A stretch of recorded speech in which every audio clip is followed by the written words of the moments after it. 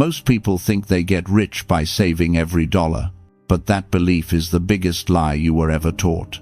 You weren't trained to build wealth. You were trained to stay obedient.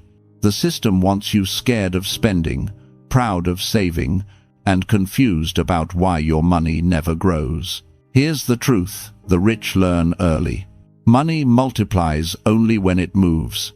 They don't lock it away like a trophy. They deploy it like an army. Since you were a child, you were programmed to fear losing money. Parents, teachers, and broke relatives all repeated the same script. Save your money. Don't waste it. Don't take risks. Be careful. They thought they were protecting you, but what they really gave you was the mindset of a servant, not a ruler.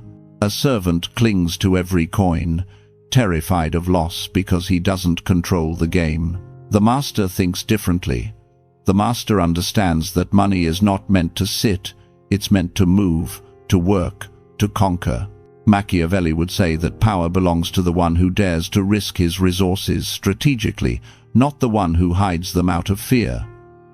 The rich exchange short-term comfort for long-term control. The poor protect their balance. The powerful protect their position. That single difference shapes your entire financial destiny. Here's the truth: almost no one will say out loud, money dies in stillness. It rots in your account while you feel proud of doing the right thing. Banks use it, inflation eats it, and fear keeps you too frozen to notice. Money only respects one thing: motion. It grows when it's pushed into the world with purpose, into skills, assets, systems, and rooms that expand your power. That's why the rich look fearless when they spend. They're not chasing pleasure, they're buying control. They're not asking, how do I keep this money safe? They're asking, how do I make this money secure my position? Because once you lose position, once you lose your edge, no amount of savings will protect you. Machiavelli understood that power doesn't belong to the one who has the most gold, but to the one who uses his gold to control the field. You think saving protects you. In reality, strategic spending is the only protection you have. So let's test your mindset. If I handed you $1,000 right now, what would you do with it? Would you rush to upgrade your phone, buy new clothes, book a vacation, feel that little hit of happiness that fades in a week? Or would you use it to buy a skill, a mentor, a room, or a tool that could turn that $1,000 into $10,000 or $50,000 or more over time? Most people pick comfort. They choose the thing that feels good now over the thing that makes them powerful later. That's why they stay trapped. They trade power for pleasure and don't even realize it.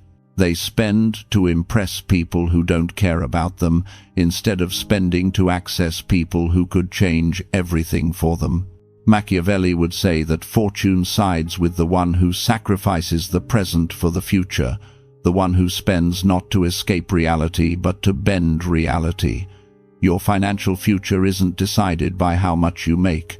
It's decided by what you do with what you have. Every dollar is either a bribe to keep you weak or a weapon you use to break free. The choice is yours every time you spend. Here's where most people destroy their chance at wealth without even knowing it. They think all spending is the same. In their mind, money leaving their account is automatically bad, dangerous, something to avoid unless it's for survival or a little dopamine hit. But there's a brutal difference between spending to escape and spending to expand. When you spend to numb your stress, to distract yourself, to look successful, that's decay. That's weakness. That's you paying to stay exactly where you are. But when you spend to gain skills, tools, information, and access, that's not spending, that's strategic deployment. That's how you turn money into power. The poor see every expense as a loss. The rich filter every expense through one cold question: will this make me stronger in the long run? If the answer is yes, they move, even if it hurts in the moment. Machiavelli would say the wise ruler is ruthless with his resources. He sends them into battle with purpose, not emotion. The rich are not careless, they're calculated. They don't protect every dollar, they protect their trajectory. They would rather feel the sting of a strategic sacrifice today than live with the quiet agony of being powerless tomorrow. The world does not reward the careful saver. It rewards the one who moves. Opportunities don't sit around politely waiting for you to feel ready. They appear, they test your courage, and then they vanish into someone else's hands. While you're hesitating, debating, overthinking whether you should spend money on that skill, that mentor, that business, someone with less fear and more intent is already signing the payment, already taking the seat, already claiming the advantage that could have been yours. Be honest with yourself for a second. How much money have you actually lost by playing it safe? How many promotions, businesses, partnerships, or life-changing rooms did you miss because you told yourself, "I can't afford it," when the real cost was staying exactly where you are? You think you're protecting your wallet, but you're sacrificing your future. The poor think in terms of price, what something costs today. The rich think in terms of cost, what it will steal from them tomorrow if they don't act. A poor man looks at a $2,000 investment and says, "That's too expensive." A rich man looks at the same thing and asks, "What will it cost me if I stay the same?" That single shift separates stagnation from power. Machiavelli would tell you that fortune abandons those who hesitate, not because they're unlucky, but because they refuse to buy the moment when it appears. Wealth doesn't just belong to the smartest or the hardest working. It belongs to the ones who are willing to pay the price of entry, while everyone else stands outside, clutching their savings, waiting for a better time that never comes. The game you're living in is not gentle, and it's definitely not fair. The rules of wealth were never designed to reward the person who plays it safe and waits patiently for their chance. They were built to reward the one who understands motion, leverage, and timing. You've been told your whole life that patience is a virtue, that if you just keep your head down, save your money, and wait, your moment will come. But that version of patience is for the obedient. It's for the ones who never question why the people preaching slow and steady are already ahead of them. Machiavelli would remind you that real patience is not passive, it's a weapon. The powerful don't wait because they're scared. They wait when it increases their odds of winning. They save their strike, not their coins. Meanwhile, the system is feeding on the cautious. While your money sits frozen in your account, banks are lending it, flipping it, multiplying it. While you're feeling proud of your discipline, inflation is quietly stealing your purchasing power 1 percentage point at a time. You're told you're being responsible by hoarding, while the very institutions praising your restraint are using what you hoard to expand their own control. The truth is, you're not losing because you don't work hard enough. You're losing because you're playing a game of deployment with a mindset of preservation. The world doesn't pay you for keeping money. It pays you for directing it into skills, systems, and positions that give you more control tomorrow than you had today. There's a huge difference between a gambler and a strategist. The gambler throws money into chaos and calls it taking a chance. The strategist spends with cold precision, placing capital where it can't help but return multiplied. Machiavelli would say, "Fortune bends to those who act with calculated boldness, not reckless emotion." Money in motion builds momentum. Momentum creates opportunity. Opportunity, when seized, turns into power. That's why the rich don't worship money, they command it. They don't ask, "How do I save more?" They ask, "How do I spend in a way that makes me unmovable?" And once you really understand that, you're ready to learn the specific principles the rich follow every time they decide where their money goes. The ruthless rules of spending that quietly separate those who rise from those who stay trapped. Principle 2. Spend to build capability. You've already seen the first law in action. Money must move. But now you need to understand where it should move first. The poor buy comfort. The rich buy capability. It's that simple. You cannot get rich if your money doesn't make you more dangerous in the marketplace. Every dollar you spend should increase your ability to earn more later. That's how empires are built, not by stacking coins in a vault, but by transforming those coins into skill, insight, and advantage. Picture two people with the same $1,000. One saves it, feels smart, maybe even a little superior, but that money just sits there, quietly losing value while nothing in his life changes.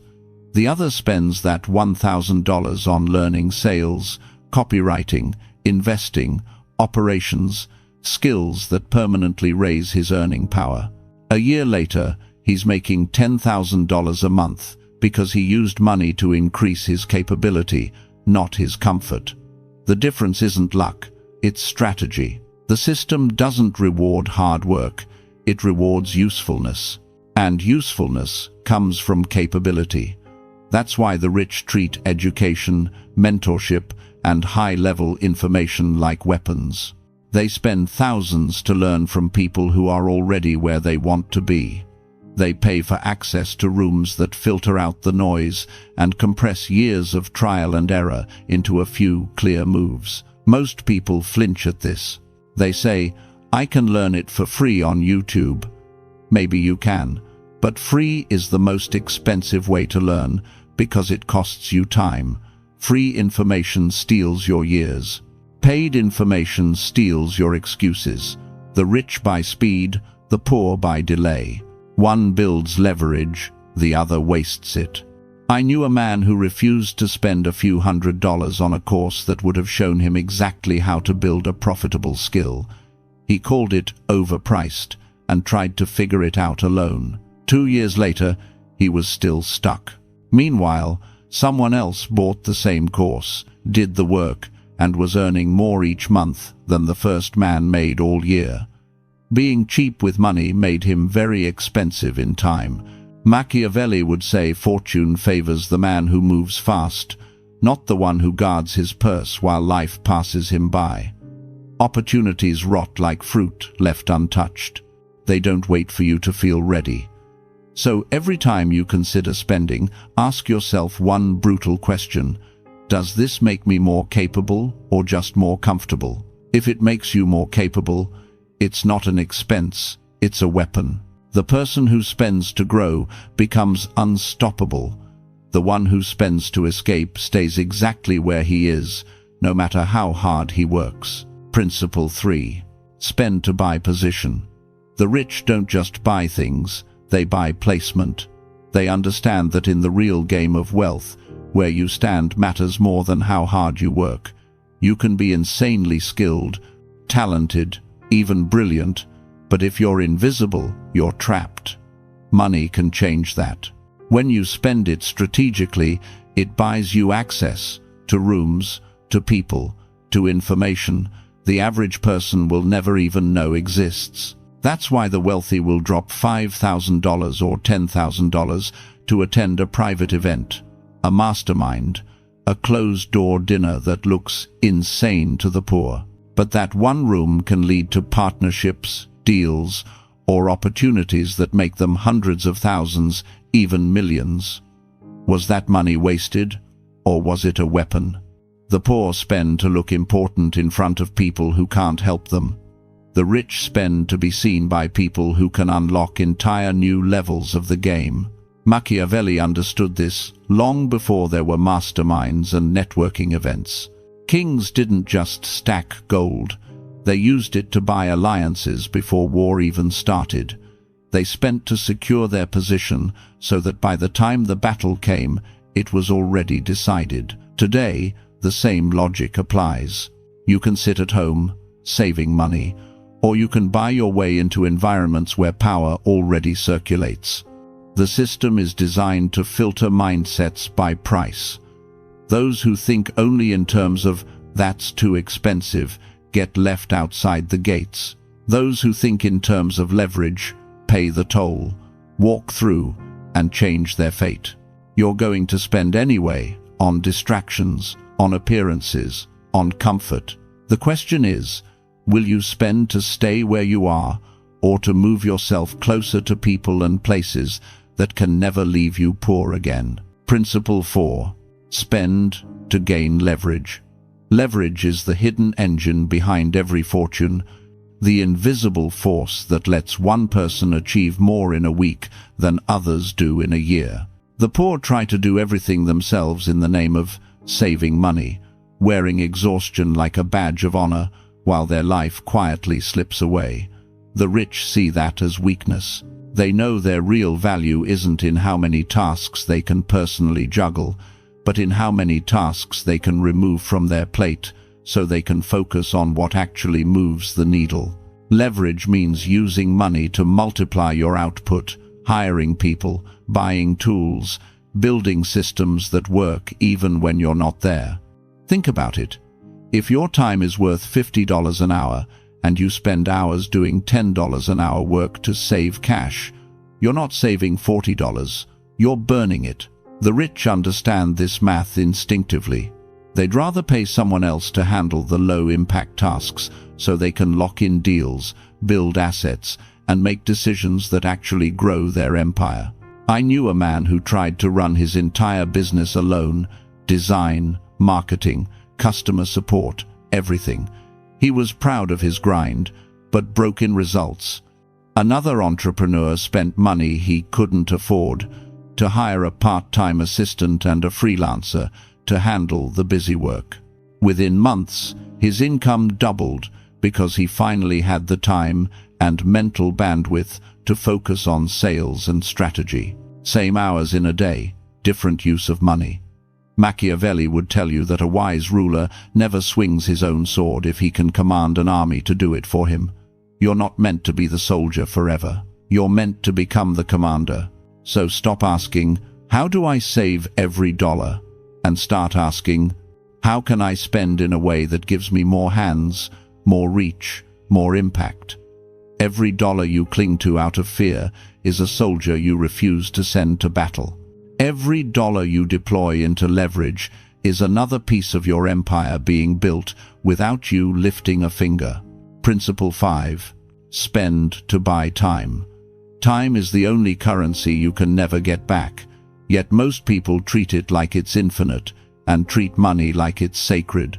The poor will waste hours to save a few dollars, stand in lines for tiny discounts, take the longest route just to avoid a toll, and then wonder why life never moves. The rich do the opposite. They spend money to move faster, to skip the line, to collapse years of trial and error into weeks of progress. They understand that every delay has a price, every hesitation is a bill, and every "I'll do it later" is a quiet theft of their future. Money is renewable, time is not. You can always make more money, but you will never buy back a wasted year. That's why the wealthy don't just pay for things, they pay for acceleration. They'll buy better tools, faster systems, mentors, and consultants, not because they're lazy, but because shaving 5 years off a journey is worth far more than any check they write. I once heard of a consultant who charged thousands of dollars for a single session, and when someone asked why, he said, "Because I'm not selling you an hour. I'm selling you the years you don't have to waste." That is how the rich think. They don't ask, "How much does this cost?" They ask, "How much time does this save?" Machiavelli would say that the ruler who controls his time controls his destiny, and the one who doesn't is destined to serve those who do. So when you spend, stop thinking only in dollars. Ask yourself, does this purchase give me time back? Does it move me faster toward power? Because every hour you buy back is another hour you can use to build, to think, to strike. And every hour you sell for cheap comfort is another piece of your life you'll never see again. Principle 6. Spend to create substitution. This is where the game gets colder, and most people are too soft to play it. Substitution means using money to buy options, so you're never dependent on a single source, a single platform, a single person, or a single stream of income. The poor build their entire life on one paycheck, one employer, one client, one algorithm, and then act surprised when a single decision outside their control destroys everything. The rich see that as suicide. They use money to build backup paths before they're needed. They'll spend to build a second income stream, a backup supplier, a different distribution channel, an email list that can't be taken from them. So if one door slams shut, 5 others are already open. That's not luck, that's design. It's the quiet insurance policy of the powerful. Think about a creator who lives off one social media platform, one policy change, one ban, one glitch, and they're done. But the strategist spends money on ads, multiple platforms, owned audiences, and systems that can survive disruption. When one platform dies, their empire barely flinches. Or think about a business that relies on one big client. The poor mindset says, "At least we have them." The rich mindset says, "We're weak until we can replace them." So they spend to diversify, to market, to build a pipeline so strong that losing one client becomes a hiccup, not a funeral. Machiavelli would tell you that a ruler who depends on others is never truly safe. The only real security is the ability to replace what you lose without begging anyone for mercy. Substitution is power through replaceability. You build systems, skills, and streams that protect you from being controlled. That costs money up front, but it buys freedom forever. While most people cling to what little they have and pray it never disappears, the rich are already paying for their escape routes. They're building cash-flowing assets, networks, and skill stacks that ensure they are never cornered, never owned, never at the mercy of one decision. So when you spend, don't just think about today's comfort. Ask, does this give me options? Does this reduce my dependence? Does this make me harder to break? Every dollar should be working to buy you leverage, time, or substitution. Those 3 together create sovereignty. The poor think spending is about losing money.